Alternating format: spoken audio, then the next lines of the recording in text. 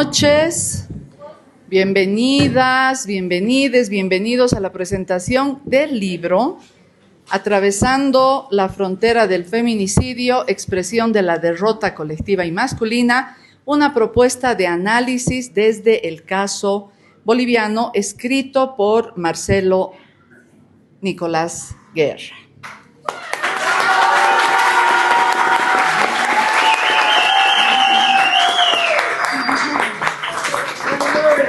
Bueno, en esta noche, primero vamos a agradecer a la casa.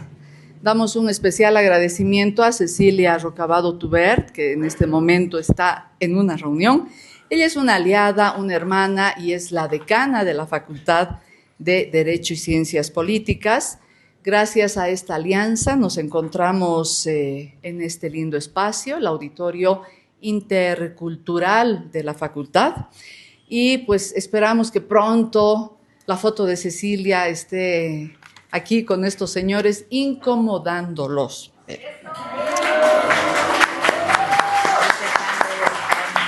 También queremos agradecer a las y los trabajadores de este espacio que están haciendo posible que nos escuchen y que estemos cómodas y cómodos.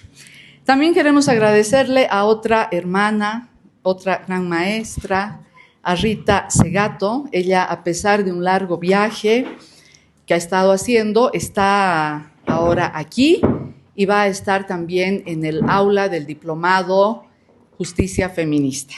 Un aplauso para Rita Segato.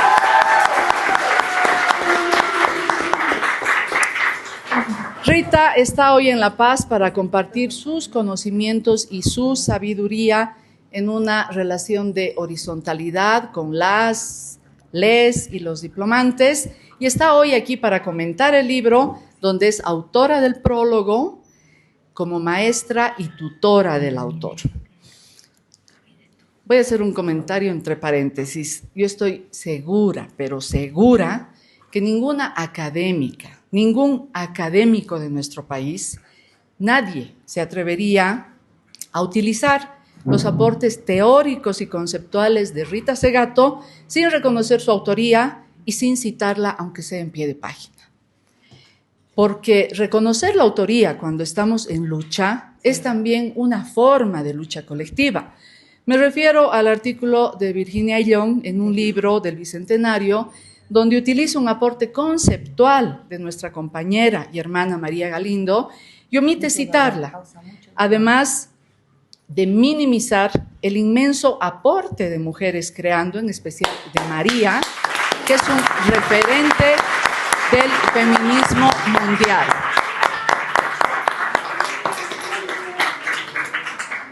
En lugar de reconocer y disculparse, como mínimo, hoy día Virginia Ayllón arma un revuelo en las redes, y esa no es la forma de actuar si estamos en lucha en este sistema patriarcal.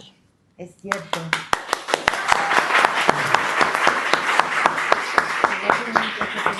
¿Cómo no agradecer también la presencia de Ángel Careaga? Un colega, bueno, colega mío, somos del mismo gremio. Un compañero, un hombre que en los últimos años también ha estado reflexionando sobre las masculinidades, sobre qué es ser hombre, y lo está haciendo desde la televisión. Ángel está amplificando una voz que espero que no solo reciba ecos, sino que se meta en las conciencias y que movilice. Por último, en este espectacular panel para la presentación del libro Atravesando la frontera del feminicidio, está el autor, Nicolás Guerra. Él es psicólogo social con una maestría en desarrollo social. A diferencia de muchos trabajos que se han hecho sobre el feminicidio, Nicolás ha dirigido su mirada hacia los hombres. Nicolás ha logrado trascender del testimonio a la conceptualización a partir de su experiencia personal con la violencia feminicida que ejerció su padre y también a partir del testimonio de 7 condenados por feminicidio que han sido entrevistados en las cárceles. Yo creo que estos dos hombres sentados aquí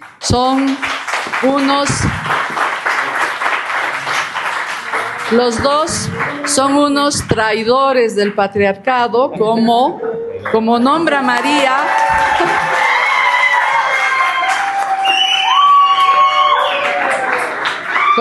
Como nombra María a los hombres que son aliados en la lucha contra las violencias. También agradecemos la presencia de todas, todes, todos, y les agradecemos su interés en la temática porque es fundamental en la lucha contra la más brutal expresión de violencia contra las mujeres. Y aprovecho para dar la bienvenida a Mariana Osuna, profesora de la próxima semana del diplomado,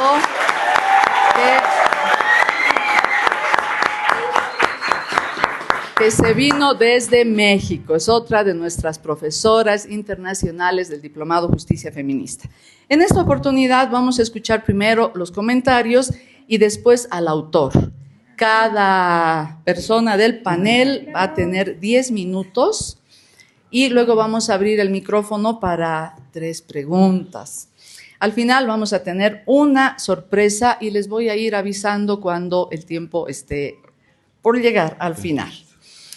Bueno, entonces, antes de dar la palabra a nuestro primer panelista, voy a leer un fragmento del libro. Los miembros de esta fraternidad, entiéndase, de hombres, más allá de hacer un contrato social entre iguales, hacen un contrato sexual. Establecen una ley que confirma su derecho sexual masculino y asegura un acceso ordenado de cada hombre a una mujer. El derecho sexual patriarcal se convierte en un derecho universal y privado. Así, la sociedad civil en su plenitud es patriarcal, porque su mayor soporte estructural y lo que une a las esferas privada y pública en un todo social es el derecho patriarcal de los hombres. Así, le damos la palabra a Ángel Careaga. Gracias. Hola, hola. Hola, hola, hola. Hola, hola, hola. Hola, hola. ¿Por qué funciona contigo? No? Raiza.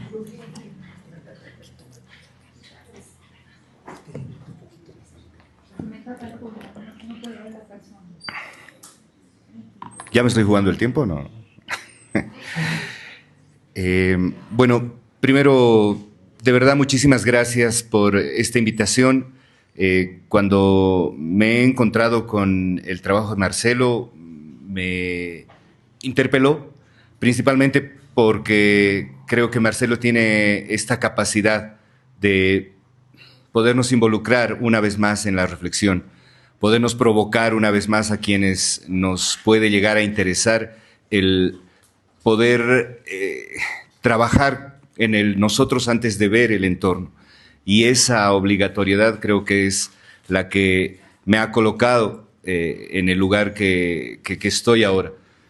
Tengo tantos recuerdos de la primera vez que me entrevistó María en esa barricada y cuando me hizo la pregunta de por qué hablaba tanto del tema de mujeres, por qué me interesaba tanto estas dimensiones, mi respuesta facilista en ese momento fue porque soy hijo de una madre soltera.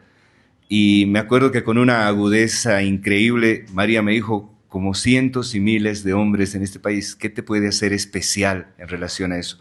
Y fue una provocación que a mí me condujo a verdaderamente salir de esa comodidad del discurso y verdaderamente tratar de descubrir desde aquellos años, María, el por qué me inquieta hablar de esto, por qué me aproxima y por qué me convoca a habitar estas dimensiones.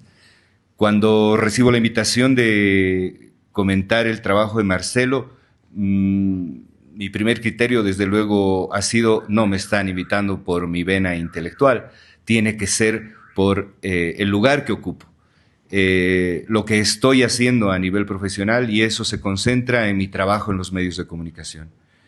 Y cuando miro atrás me doy cuenta que son 24 años que hago una forma de periodismo y una forma de televisión y una forma de radio que está intentando todos los días aproximarse de la manera más honesta posible a estas dimensiones sociales, a estos debates, a esta problematización permanente de nuestra convivencia, de entender la cultura de paz no solamente como una bandera bonita que puede alzarse y que puede mencionarse, sino que se tiene que trabajar, y para trabajarla no te tienes que acomodar en los discursos, y sí tienes que trabajar de manera frontal, tratando de escuchar absolutamente todas las voces que te puedan hablar al respecto. Y un poco en este sentido me encuentra el trabajo de Marcelo, porque, como se los decía antes, Marcelo una vez más me interpela. Marcelo una vez más se coloca en esta posición de soy el hijo de un agresor, pero quiero ir más allá de eso porque no me quiero quedar en solo ese evento que de por sí puede ser doloroso, que de por sí puede justificar el trabajo que realiza Marcelo de manera tan honesta en este trabajo. Y entonces voy a intentar aterrizar lo que Marcelo ha colocado en su libro desde la dimensión de mi trabajo en los medios de comunicación y comprender inicialmente que somos los medios de comunicación hoy un arma realmente peligrosa que refuerza y que repite permanentemente los ejercicios patriarcales es una preocupación. Porque desde los medios de comunicación tenemos una enorme preocupación por la pauta comercial, tenemos una enorme preocupación por la estética, tenemos una enorme preocupación por una vinculación con las nuevas tecnologías que nos permitan hacer mejores primicias, que nos permitan espectacularizar mejor los hechos, que nos permitan tener las mejores imágenes. Y entonces estamos detrás de quién es el ciudadano o la ciudadana que ha filmado mejor o de mejor ángulo con una mejor cámara de su celular un evento que puede verdaderamente lastimar la sensibilidad de las personas, pero la imagen la tengo yo. Y por lo tanto, esa propiedad de esa imagen, porque te nombro reportero, ciudadano, hace que yo tenga muchos likes, hace que yo tenga mucha viralidad en las redes.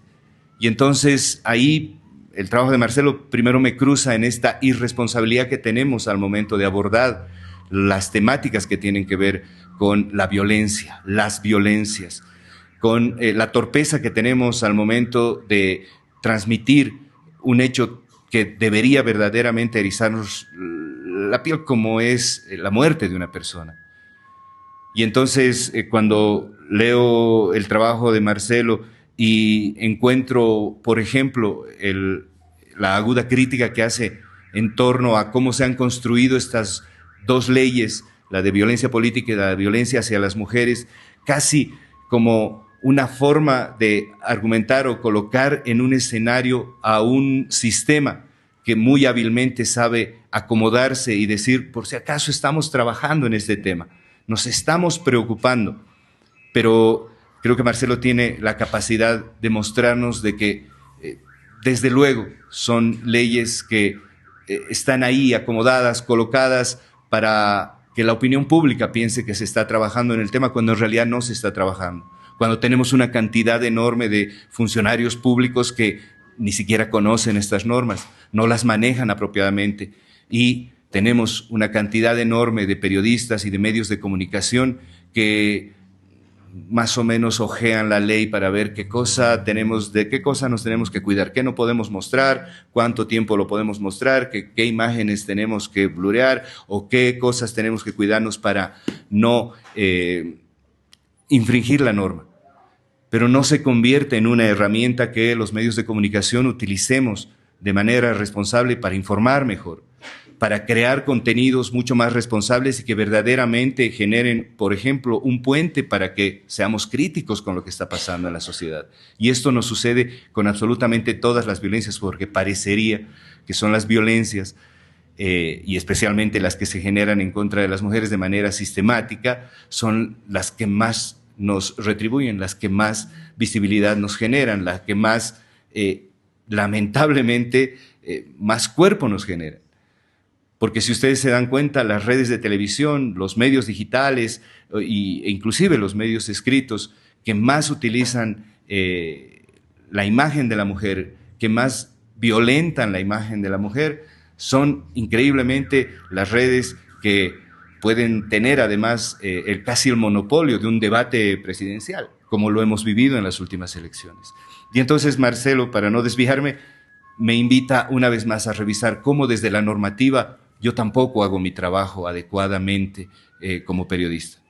Pero además, Marcelo hace esta aproximación al testimonio de estos agresores y estas entrevistas de verdad te vuelven a repetir la necesidad de interpretar esto y dejar, por ejemplo, desde mi trabajo una vez más, de hacer tanto énfasis en la víctima. Parecería que nos encanta prácticamente desnudar a la víctima, dar pelos y señales en qué condiciones vivía, dónde estaba, cuándo trabajaba, cuándo estudiaba, qué condiciones tenía, con quién vivía, pero del agresor no conocemos casi nada. Y si Marcelo no nos aproxima a partir de estos testimonios y de esto que deja en esta publicación, a lo mejor nunca nos vamos a enterar ni nunca nos vamos a preocupar por el perfil del perpetrador, por el perfil de esa persona que tiene la frialdad de quitar la vida, pero además la capacidad de encontrar, antes que una auténtica responsabilidad por sus hechos, antes que una reflexión a partir de una detención o una pena que pueda estar cursando en un centro penitenciario, lo que sí parecería que le pasa a casi todos los agresores es que pueden encontrar argumentos para justificar y para explicar cómo es que le han quitado la vida a una persona. Y este aporte que hace Marcelo en el libro es importantísimo. Y yo esto sí lo haría viral. Y esto sí lo apoyaría mucho en la posibilidad de quienes se están educando, de quienes se están formando o de quienes queremos tener un ejercicio tan visible como la participación en los medios de comunicación. Deberíamos verdaderamente partir a raíz de estos hechos, a raíz de estos testimonios. Y tal vez cambiaríamos nuestra forma de marcar nuestras prioridades al momento de escribir un reportaje, de hacer una nota, de titular una noticia. Porque es impresionante cómo los títulos pueden llevarte rápidamente a la reflexión de ¿y qué hacía a las 4 de la mañana esa chica sola en una calle? Y esa es una responsabilidad entera de los medios de comunicación, de sus periodistas, de sus jefes de prensa, de sus directores de contenido. Porque hoy estamos trabajando desde la banalidad que nos permita ser virales y no desde la reflexión de que somos instancias que generan opinión pública, de que verdaderamente marcamos esto que luego se va a comentar en la mesa del desayuno, en la mesa del almuerzo, que se va a reflexionar con los hijos, con la esposa, con el esposo, con la pareja. Entonces, yo siento que el trabajo de Marcelo me ha movilizado hacia estas dimensiones que agradezco mucho. Y si tengo que hacer ya un comentario personal, ¿cuánto tiempo me queda, Henry? ¿No estoy bien? 2 minutos. ¡Wow! Si de verdad puedo hacer un comentario en torno a lo que me deja como principal provocación el trabajo de Marcelo, es reflexionar esto que llamamos los varones hoy masculinidades. Y tratamos de patinar un poco entre las masculinidades positivas, las otras masculinidades y no sé qué. Y yo siento que si los varones no abrimos un espacio honesto de reflexionar nuestro comportamiento, de reflexionar cuánto nos impregna este sistema y desde luego nos acomoda en... Sí, sabes, Rita, que tengo mucho miedo de que cuando se habla de la masculinidad en torno a toda la carga que nos genera, todo lo que nos cobra la sociedad siento que podemos también como que justificarnos o hasta victimizarnos. Y tengo mucho miedo porque es una línea muy delgada y en la que los hombres tenemos hartas habilidades de acomodarnos. Porque lo más hábil en este momento sería reconocer que somos víctimas.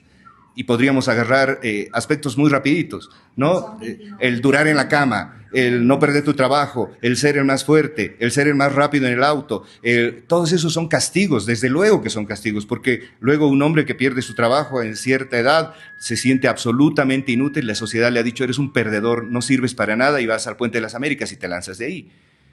Y entonces, una vez más... O matas a tu mujer. O matas a tu mujer, pero estos que los colocamos en la dimensión de que también son los precios que pagamos por ser hombres, tengo mucho miedo que nos coloque una vez más en el papel de víctimas, en el rol de víctimas o en la acera de a mí también este sistema me agrede y me puedo subir al carro del debate y de la problematización y de lo que me plantean los feminismos. Por eso yo siento que es cada vez más urgente que los hombres creemos una agenda propia, que no se aferre a lo que ya han trabajado los feminismos y que verdaderamente surja de una auténtica inquietud de nosotros querer desmontar esto que sí nos castiga, pero que también disfrutamos todos los días. El ser hombre es un goce. En el psicoanálisis entenderán que el goce es así como esto que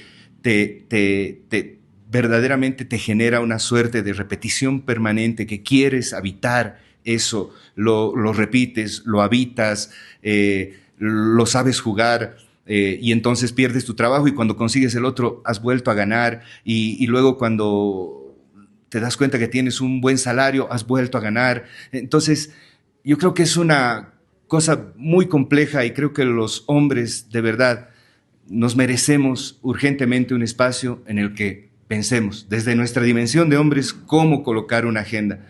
Cuando los feminismos me invitan a reflexionar desde las masculinidades, en el último tiempo me ha empezado a resonar es que una vez más el feminismo o los feminismos nos están dando una tarea y los varones tenemos que hacer propia esa inquietud de querer desmontar lo que nos pasa y tal vez a partir de eso comprenderíamos la enorme importancia de la convivencia, la enorme importancia del cuidado.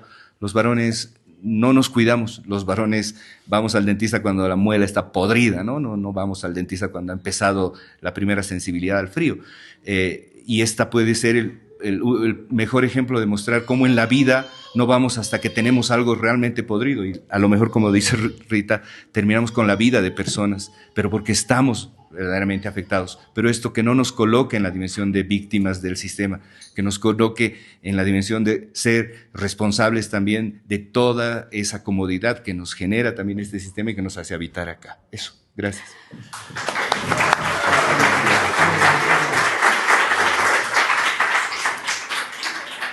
Muchas. Hola, hola.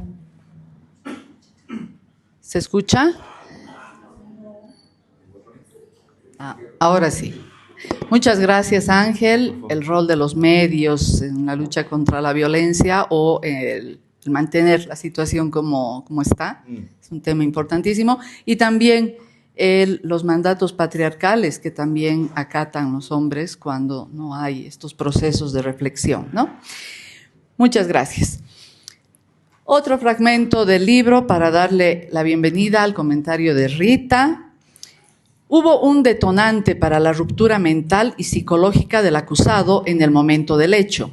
Su pareja le engañaba, le confundía con otros nombres, abandonaba el hogar, la influencia de su madre, por lo que no constituye feminicidio. Defensa durante el juicio oral de Julián Ramos Oruña. Esta argumentación de la defensa legal del sujeto feminicida, por un lado, acepta que hubo detonantes para la ruptura mental y psicológica del acusado. Por otro lado, esa ruptura mental permitía argumentar que el hecho cometido no se constituía en feminicidio. Esto pone en evidencia que el sistema del estatus continúa gesticulando por detrás y en entre líneas de la ley moderna que intenta instaurar igualdad entre mujeres y hombres con respecto a la violencia de género. Rita, tienes la palabra.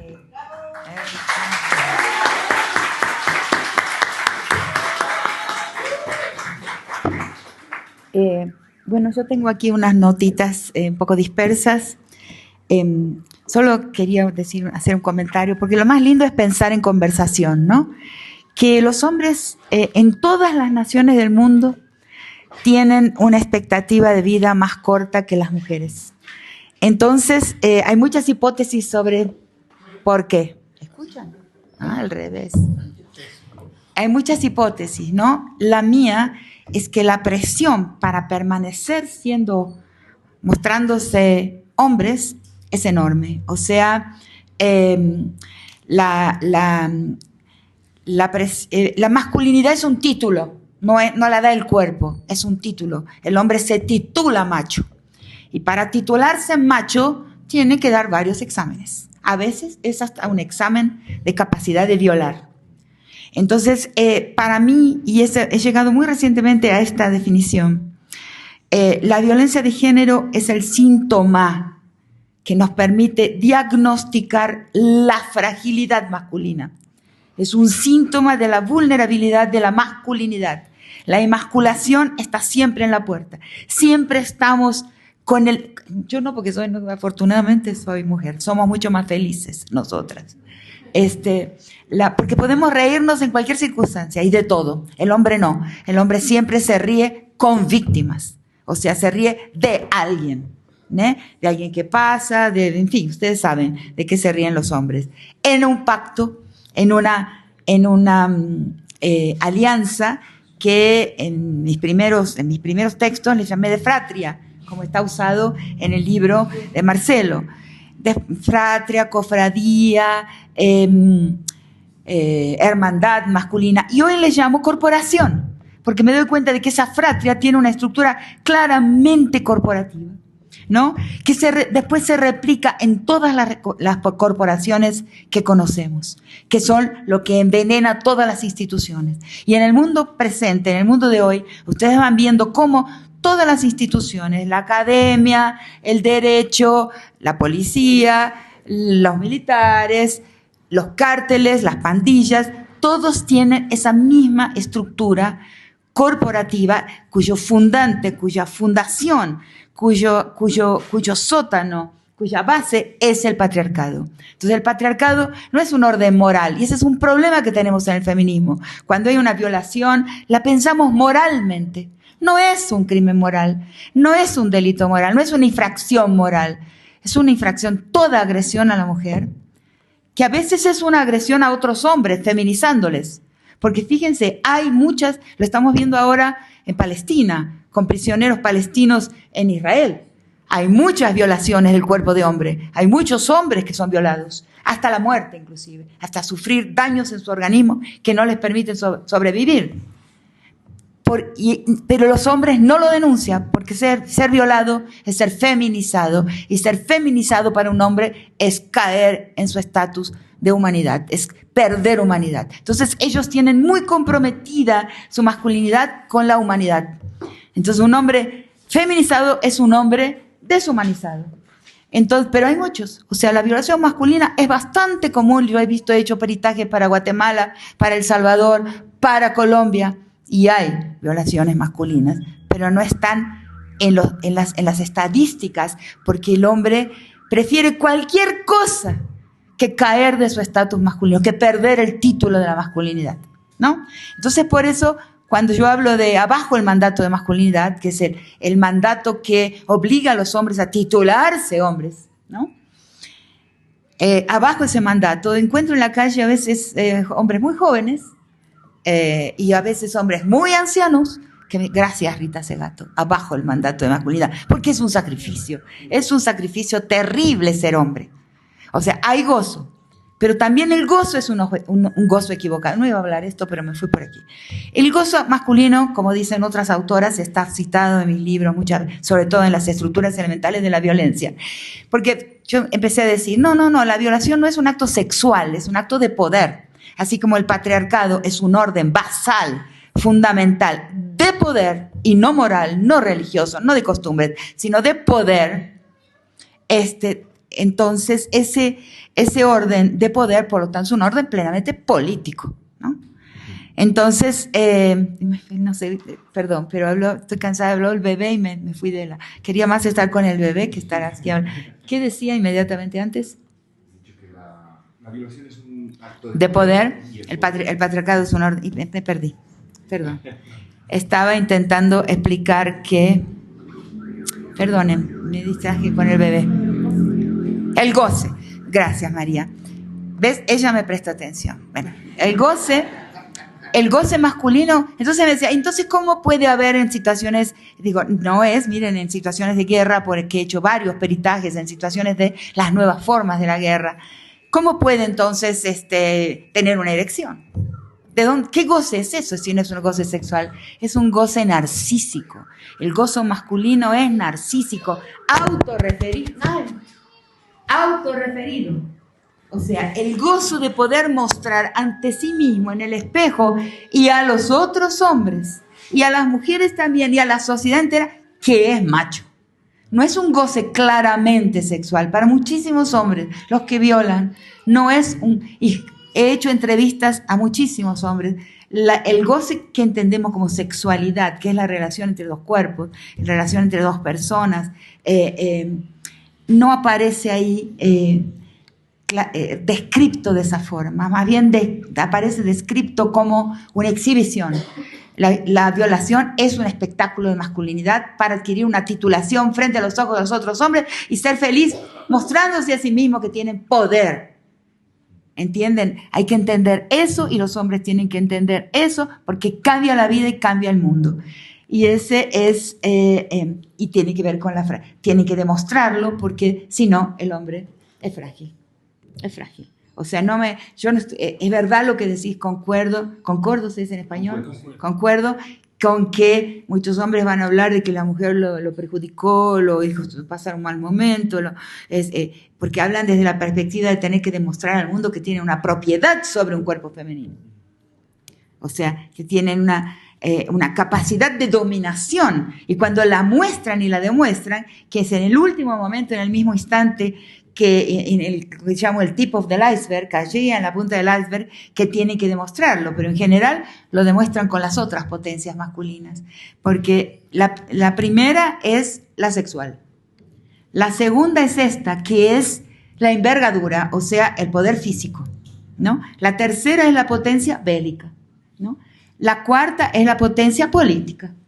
La quinta es la potencia económica, ¿no? Que ese es uno de los problemas que está para mí por detrás del aumento de la agresividad masculina. Cada vez menos hombres tienen potencia económica. ¿Por qué? En relación con la aceleradísima concentración del capital. Entonces, cada vez menos hombres son dueños de algo. Eso tiene que ver con el proceso económico y eso es muy importante para el feminismo, que podamos vincular la cuestión de género con la cuestión política en sentido amplio. Entonces, cada vez menos hombres tienen la potencia económica por una situación del presente, de la acumulación, concentración y la existencia de dueños económicos de la vida y la muerte. Entonces viene la económica, después viene la potencia moral, porque la posición de juez, aunque sea una mujer, con un organismo de mujer que ocupe esa posición de juez, los cargos tienen género y tienen raza. Entonces, en lugar de la mujer secuestrar y modificar su cargo, es secuestrada y dominada por el cargo que la blanquea y la masculiniza. Y es muy difícil de evitar eso, porque eso está en la estructura de las instituciones. Entonces, ahí viene la moral. El juez es siempre un hombre, aunque sea alguien con pollera y con vagina, ¿no? Y la séptima, la potencia intelectual. Esta venía antes. O sea, yo soy profesora muchos años, y me di cuenta por mucho tiempo que para la mujer presentar su potencia teórica, porque la teoría es el mayor poder que existe, porque la teoría nombra la realidad y traza la historia. Entonces, nombra el pasado, el de right to narrate, dicen los autores en inglés, el derecho a narrar en general es masculino. Y quien narra construye el pasado y traza el camino hacia el futuro. Y el derecho a la narrativa es la teoría en las humanidades. Entonces, raramente es una mujer quien tiene ese derecho a la narrativa, a narrar, ¿no? Eso es muy importante saberlo, porque una vez que lo entendemos, ahí podemos hacer modificaciones, pero sin entenderlo claramente, no. Entonces, quiero decir una cosa, que es por ahí que iba a comenzar, ¿no? Hablar un poquito de mi amistad, ¿no? Aquí con Marcelo Nicolás, que un día llegó a Brasilia, donde yo fui profesora 35 años en la universidad. Yo estaba dando mi materia de Antropología y Derechos Humanos, y viene esta persona maravillosa, querida por todos sus colegas que encontró ahí, adorada por los compañeros, de quien es amigo hasta hoy, viene a buscar un padre. No, vengo a buscar a mi padre que vive aquí. Yo lo miré porque, ¿saben qué? Los hombres y las mujeres también, A veces nos morimos porque aparezca un padre o un tío y nos diga, eres un hombre, hijo mío. Eso es un desastre. Eso es un desastre. Ese eres un hombre, hijo mío, es un desastre. Porque quiere decir que se está titulando. Fue a un burdel, hizo alguna contravención, o sea, consiguió mostrarse macho de alguna manera. Desastroso, ese padre. Y yo sentí cuando te conocí que vos venías a eso. Y la vida me dio la oportunidad por diversas cosas y por la manera en que ejercí mi profesión de profesora, llamarte un día a mi casa y decirle, ¿qué buscas acá en este país? Vos tenés un gran país, Bolivia, inmensamente superior a este, porque hoy, en este día, que hace muchos años ya, es la proa de América. ¿Y para qué buscas un padre vos? Y a partir de esa pregunta, él modificó su rumbo, ¿no? ¿Para qué se busca un padre? ¿No? ¿Para qué mierda se busca un padre? ¿No? Tenemos que desafiar esa cosa por eso llamo a la masculinidad corporativa, porque la característica de la corporación es la característica de la masculinidad. La corporación es así, la principal virtud, el principal mandato es la lealtad corporativa. Por eso a veces digo un poco en broma que no hay nada mejor para un hombre que otro hombre. Y la segunda es que es jerárquica. Entonces viene el tío rico, ¿no? No, hoy nos visita, no, tu tío, el que es ministro de no sé qué, o el que es el macho alfa. En mis clases voy a hablar un poco de eso también, el macho alfa. Entonces él estaba buscando el macho alfa. Y lo que descubrió es que el macho alfa era un asesino. Y ahí empieza. Tercera cosa que quiero decir y no puedo olvidarme. Peor que un asesino, alguien que fue feminicida, o sea, destruyó a golpes a una señora, a una joven frágil y bonita, que era su mamá. Entonces, lo que tenía que buscar es su mamá. Esa es su mamá, no ese padre. Bueno, último. Al derecho le llamo ficción jurídica. No le llamo más derecho, le llamo ficción jurídica. Entonces, también digo que, esto es lo que más quería decir, pero bueno, solo la política y la politización cura las heridas. Lo he visto muchas veces y es el caso de Marcelo. O sea, hemos sufrido mucho por alguna razón y es necesario reconocer vos lo sabés muy bien, y vos sos el paradigma, ¿no? De eso. De ese sufrimiento que no se puede curar en la vida personal, solo se puede curar politizándolo. O sea, es el caso de las madres de Plaza de Mayo, de las madres buscadoras en México, que politizan su dolor. Pero hay un caso en que Marcelo, quién sabe, siente las bases de otro camino paralelo, que es la politización a partir de un hijo, que eso no es común. O sea, es otra línea política, otra línea de acción, porque las madres ya sabemos que las madres hemos politizado y politizamos nuestro sufrimiento. Ahí hacemos un servicio al mundo y al mismo tiempo vamos apagando el dolor de la herida porque la colectivizamos. La politización es la colectivización de la herida. Ahora, él está haciéndolo desde el lugar de hijo y eso es una novedad que podría trazar y transformarse en un método de curación. Eso quería decir.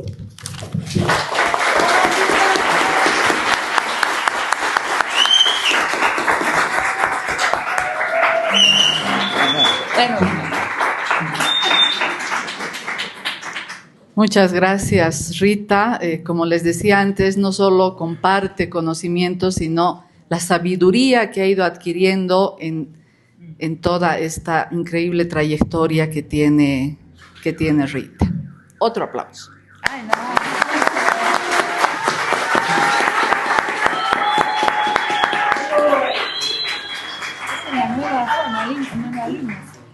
Bueno, han venido a la presentación, tienen que tener el libro. Este es un aviso publicitario. Se está vendiendo allá, las compañeras lo están vendiendo. Así que aprovechen y se van a enriquecer mucho, sobre todo a quienes están pasando el diplomado, con esa mirada que le ha explicado tan bien Rita, ¿no? Esa mirada sobre los hombres desde el hijo para explicar el feminicidio.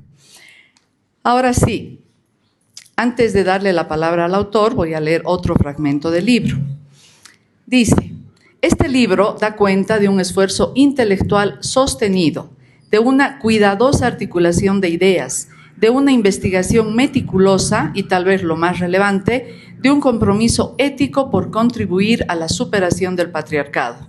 En esta obra, el autor no solo nos ofrece un trabajo primoroso y riguroso, sino que también se involucra de forma subjetiva al compartirnos su propia experiencia, algo que valoro especialmente. Esta es un fragmento del otro prólogo escrito por Danu Gontijo, que también ha sido parte importante en el camino de Nicolás. Tienes la palabra, Nico. Gracias, Gele. Gracias.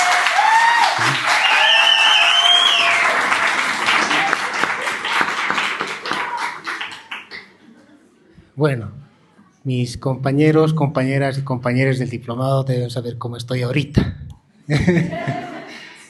Bien, quiero continuar con lo que Rita tomaba del año de noviembre del 2013, en la casa de Rita en el departamento, ¿no? Cuando ella me dice: Marcelo, venía a casa que quisiera hablar, porque yo le decía, Rita, profesora Rita, le decía ese tiempo, tengo que volver a Bolivia. Y me dice: venía a casa, quiero saber por qué. Y recuerdo cuando llegué y nos sentamos ahí en la sala del departamento de Rita y me pregunta, ¿no? ¿Por qué? ¿Qué había pasado? Y es ahí donde ella se da cuenta que yo, y evidentemente eso es cierto, yo fui a buscar un padre para buscar la palmadita de aceptación y que sea titulado como hombre. Y cuando Rita me mira y me cuestiona y me dice: pero ¿qué haces tú vos aquí buscando un padre? Y cuando le contaba lo que había pasado, y tú vienes de un lugar andino, vienes de las montañas, ¿se acuerda, Rita?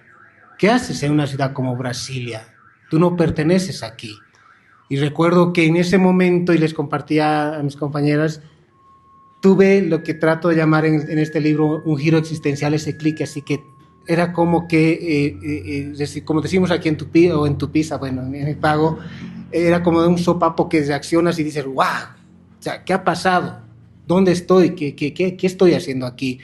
Y fue desde ese momento que decidí y bueno, yo vuelvo a Bolivia a ver mi historia, a ver qué ha pasado, pero ahí también me daba cuenta que yo venía de una genealogía femenina, de un abrazo femenino, porque todas las mujeres que me habían criado me estaban dando las líneas de cómo vivir.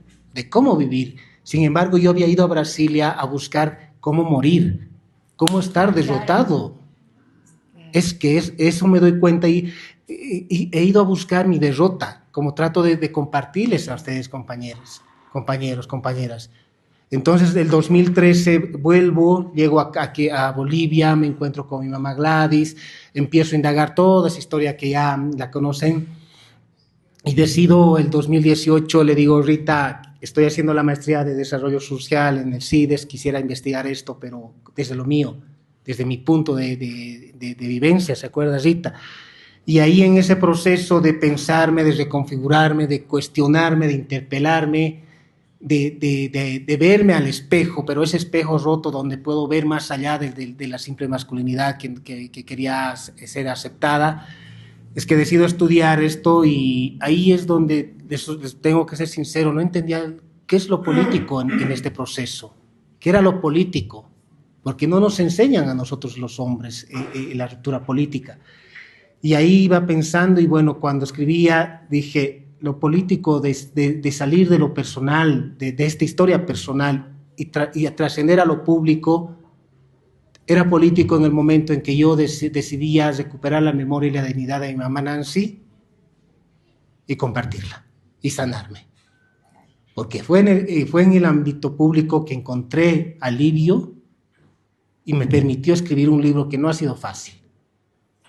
Entonces ahí entiendo de cómo uno se sana desde lo político. ¿Qué es lo político? Y ahí es donde digo: bueno, ahora lo escribo y lo tengo que compartir, pero desde la perspectiva de nosotros los hombres, Ángel, porque nosotros tenemos que tomar esa posición política de decir: ¿por qué estamos cometiendo violencia? ¿Por qué matamos? Y es en esa posición política que digo, ¿cómo paso del yo al nosotros? De la primera persona singular a la primera persona en plural, del yo a nosotros, porque somos estructura. Entonces nace el libro, ahí la conocí a María, cuando Rita me dice, tienes que conocerla. Y me acuerdo cuando fui a la Virgen así, y iba un poco asustado, ¿te acuerdas, María? Sí, porque dije, pero ahí, todo así, fui y la conocí, y ahí fui entendiendo también lo que es la ternura y la esperanza del feminismo, desde las palabras de María. Porque fue el impulso, son estas cositas que me fueron impulsando como hijo a ir por fuera de estos mandatos. Entonces la conocí a María y bueno, dije, le escribiremos, me decía, hagamos los programas de radio.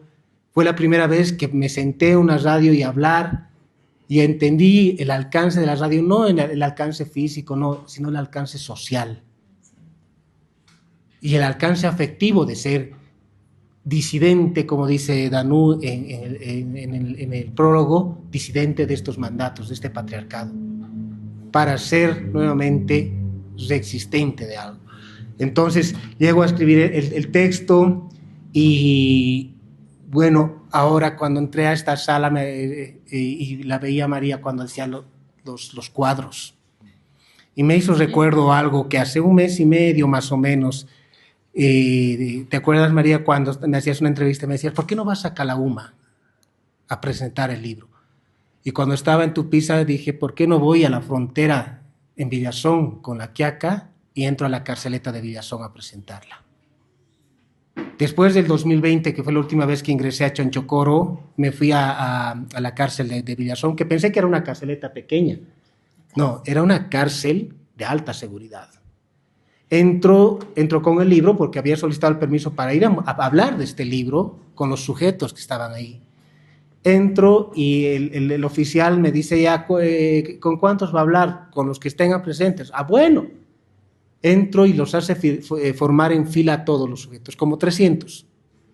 Y le pregunto, ¿cuántos feminicidas hay aquí? Deben haber unos 100, 110. Entré a la cárcel y los veía así, y veía sus rostros, y veía el rostro del hombre derrotado, que es lo que trato de compartir en este texto. Veía el hombre de los hombres derrotados porque ellos han sido leales a una estructura masculina que lo único que nos pide es morir por esa estructura. Y cuando entré acá me di una vueltita y me pueden creer que veo en estos cuadros la misma mirada de esos sujetos en la cárcel de Villazón. Es lo mismo. Es así porque los miro desde el primer señor hasta el último que está allá. Me he sentado aquí y vi y digo, ¿es la misma mirada de esos sujetos privados de libertad en Villazón o los que vi con los que hablé en Chonchocoro? Y no encuentro una diferencia básica. Porque esta es... Exacto. Entonces digo, estoy sentado acá y cuando veo el cuadro acá atrás, entonces voy entendiendo lo que es la justicia patriarcal y a dónde nos lleva esta justicia patriarcal. Entonces, de este contexto paso a comentarles rápido lo que está en este libro y lo que trato de mostrar desde la defensa, desde escribirlo, desde la radio. Una cosa quiero. Perdón, precioso hermano. Danú también fue mi estudiante. Los dos son estudiantes. Sí. Y yo ahí creo que, hablando con Rita, Rita tiene la gran virtud y es la alegría que nos da porque nos teje comunidad. Es una tejedora. Nos restituye el tejido comunitario. Porque así como me decía, tienes que conocer a María, me decía, tienes que conocer a Danú. Y fue así que nos encontramos con Danú y ella es parte del texto, es un lindo prólogo, me compartió y hasta ahora ella es mi tutora y mi guía en la tesis doctoral que estoy haciendo. Entonces, son esos vínculos que a mí como hombre ángel, y creo que eso es bueno que nosotros los hombres sepamos, que son esos vínculos del tejido comunitario que el movimiento feminista, las feministas nos enseñan a tomar impulso para cuestionarnos y compartirlo. Es desde ahí, desde donde nosotros tenemos que partir. Y eso hoy día les compartía a mis compañeros y compañeras del diplomado. Eso es lo que trato de mostrar. Claro. Y Entonces estos son unos también pobrecitos. sí. También fueron de otra forma prisioneros. Exacto. Es que eso es lo que yo veo, es esa metáfora de la mirada de esos hombres en Villazón hace un mes y medio, parados ahí viéndome así, asustados de ver un libro sobre feminicidio hablado por un hombre. Y cuando entré y me di el recorrido, imaginando cuando tú lo hiciste, María, es la misma mirada. Es que están ahí encuadrados. Y creo que eso es lo que tenemos que buscar nosotros los hombres disidentes, Ángel, de salir de ese encuadre, del mandato del patriarcado.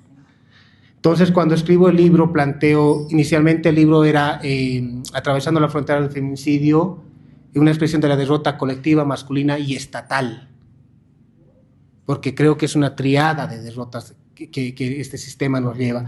Y cuando hago el análisis de lo que decía Ángel de la ley 348 y la 243 es porque creo que ese sistema de estatus que Rita nos ha enseñado está constantemente empujando para salir y sostener ese sistema.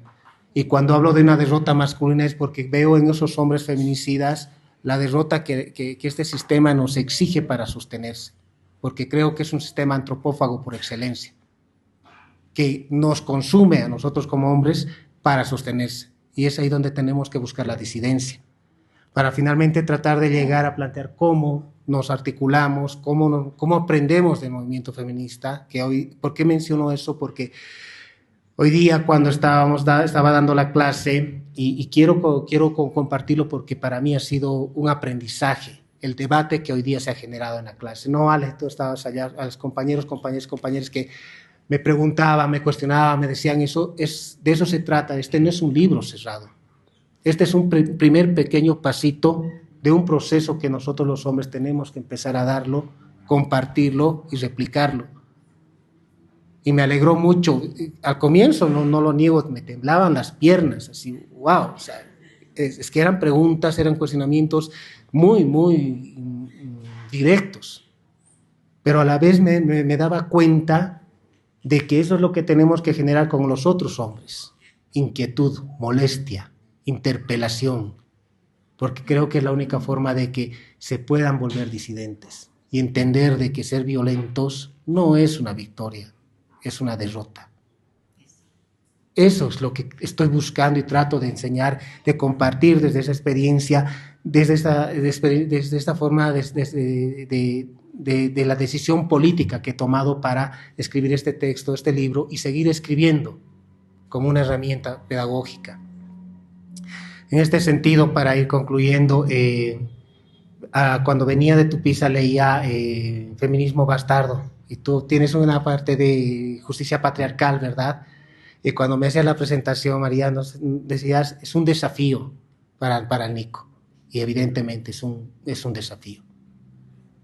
Porque yo estoy acá con interlocutores que me van a permitir seguir en este camino, Rita, que usted me ha mostrado desde el 2013, de seguirnos escribiendo y planteando cómo podemos ser o hacer resistencia y disidencia para que todo este proceso de violencia que generamos los hombres de alguna manera pare. Porque no soy el primero ni el único hijo que ha perdido a la mamá. Y no quisiera que siga pasando. Gracias.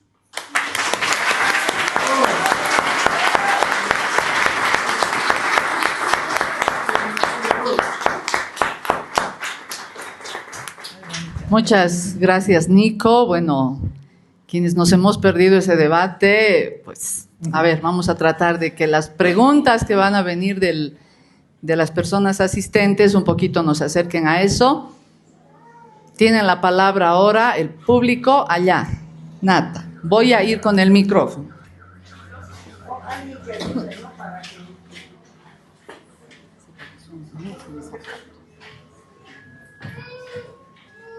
Gracias. ¡Uy! Se cayó. Bueno, gracias. La pregunta va para Ángel. Sí, Ángel. Mi pregunta es, ¿cuál es tu derrota masculina? ¿Y qué consecuencias has tenido o has vivido por ir en contra del patriarcado, o si vas en contra del patriarcado. Eso. Gracias, Nata. Creo que una de las derrotas que seguramente seguiré tratando de superar es, desde luego, ser parte del paisaje al final del día, porque de alguna manera, a pesar de mi rebeldía y haber logrado no utilizar terno y corbata para conducir un programa de análisis de la noche, como todos los varones lo hacen, eso es una cosita al lado de todo lo que al final del día termino seguramente cumpliendo y siendo genuflexo para a lo mejor intentar estar dentro de un sistema de medios de comunicación que es altamente castigador. Entonces, a veces, no sé, medito y digo, de los 10 programas que puedo hacer, a lo mejor en un par logro introducir algo en agenda, logro colocar algún tema, logro decir algo con lo que verdaderamente me siento identificado. Es muy probable que todavía 8 de cada 10 programas que hago, 8 de cada 10 entrevistas que llevo adelante, estén todavía siendo rehenes y siendo absolutamente presas de ese sistema de medios de comunicación en el que estoy. Esa seguramente es mi principal derrota, aceptar que para estar allá adentro tienes que jugar también ese juego. ¿Y cuál era la otra pregunta, perdón? Bueno, la más básica y seguramente reduccionista es masista, ¿no? Y la verdad es que en el último tiempo, cuando la gente me dice masista, digo, ¿qué valor enorme le das a una tienda política que lo último que hace es instalar alguito de reflexión en torno a estos temas?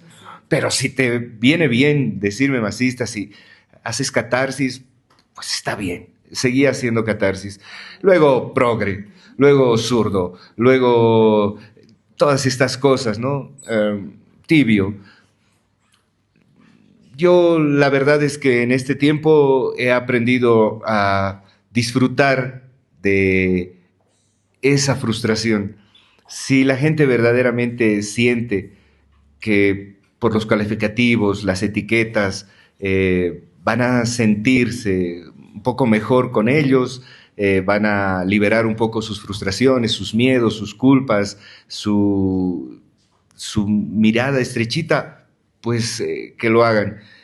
Yo la verdad es que prefiero pensar que estoy metido en un sistema y que algo incomodo, y que algo provoco, y que algo se moviliza, y si está sucediendo, pues habrán valido estos casi 24 años de hacer esto, ¿no?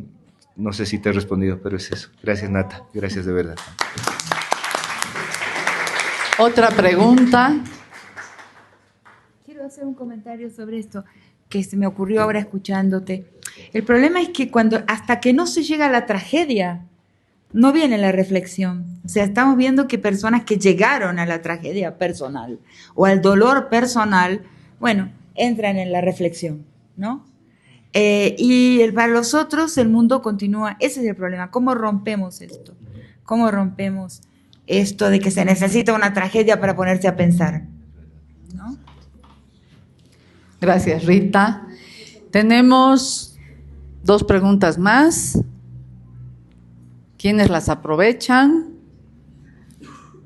Bueno, parece que quieren explotar todas las preguntas en el diplomado. ¿Dónde? Aquí.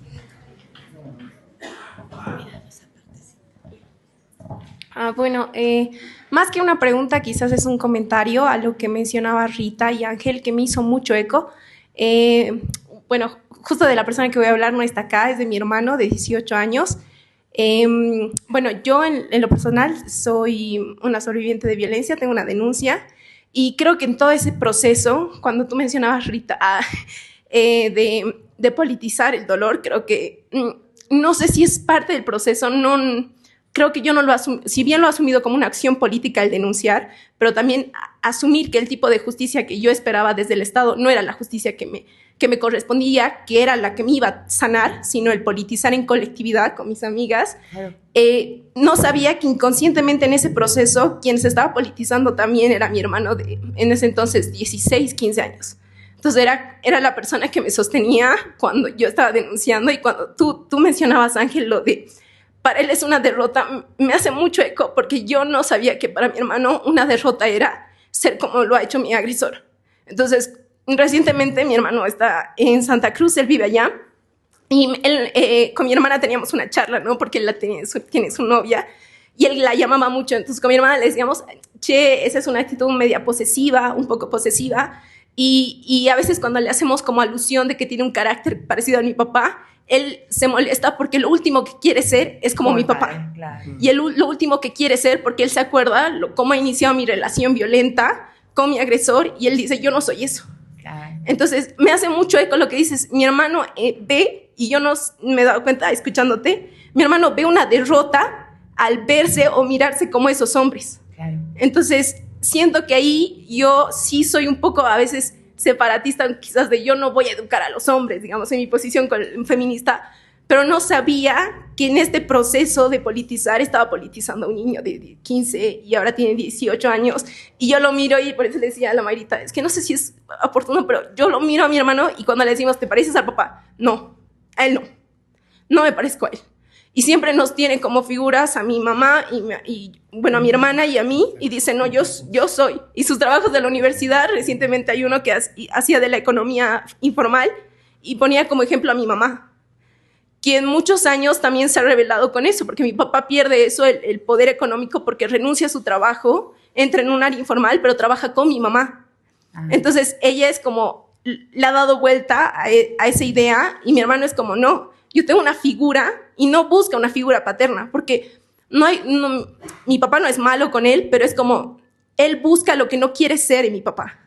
Y para mí eso es muy lindo, o sea, como que yo lo quiero llamar, dije, o sea... Es un proyecto político. Claro, y yo digo, yo no lo he hecho, o sea, y eso es admirable, porque son ustedes, que es eso, creo que el feminismo ha hecho un poco, o sea, ha empezado a maternar de nuevo a los hombres de alguna forma, y decirles, esto no lo hagas. Pero mi hermano ha dicho, no, yo no, y me hace mucho eco. De verdad creo que el accionar político que tienen las mujeres también tiñe de alguna forma a sus hermanos. Nunca pensé que mi hermano de 18 años, que ahora se está enfrentando a una realidad muy compleja, que creo que es la de la cruceña. Entonces él viene y me dice, no, yo no soy alto, no soy grandote como el de Santa Cruz, un camba, no soy que tiene su cadena, pero yo soy esto. Y me hace recuerdo porque una de sus compañeras le decía, ¿dónde te vas a ir de vacaciones? Me voy a ir a mi cerro. O sea, vamos a venir a La Paz, me voy a ir a mi cerro. Eso. Y claro, yo digo, este chico es todo lo que yo quiero para que una compañera o lo que él elija lo tenga. Y yo lo hubiese querido tener. Por eso, si te puedo comentar, sí. Muchas gracias por tu comentario. Porque, sí, gracias. Quiero decir una cosa que me he dado cuenta recientemente. El feminismo no es una lucha por las mujeres, es una lucha por toda la humanidad. Es política en el sentido amplio de la palabra. Hay que darse cuenta de eso. No hay que permitir la getificación del feminismo ni la minoritización. Eso fue una trampa del multiculturalismo. Hay que deshacer las trampas del multiculturalismo. Estamos haciendo política en grande, no en pequeño. Infelizmente muchas feministas todavía piensan que es en pequeño. Para nosotras, por los hombres, no. No, es más grande que eso. Es un proyecto político de transformación del mundo. Eso hay que entender.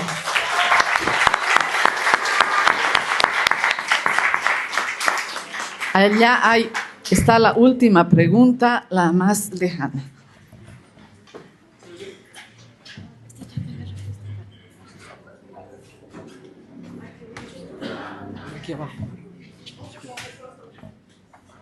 Bueno, en realidad no es una pregunta, es más bien un comentario. Probablemente tengo mucha emoción de haber conocido el día de hoy a Rita El tema del libro de La Nación y sus otros es un libro que la verdad he avanzado en primer año y la verdad estoy encantado de poder escucharte en persona. Ángel, también es como que no me conoces, pero yo te conozco en el tema de la televisión. He visto tu programa de Acceso, sí, me encantaba. Y gracias, profe Nico, igual por el tema de la disertación de esta semana. La verdad he aprendido mucho y gracias por el diplomado, la verdad me encanta.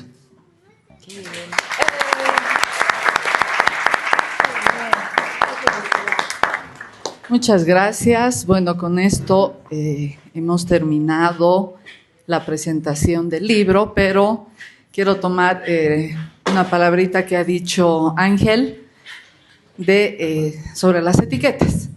Y esta noche yo creo que podemos ponernos 2 etiquetas: rebeldes y felices. Y para ser felices y para generar más rebeldía, qué cosa mejor que la música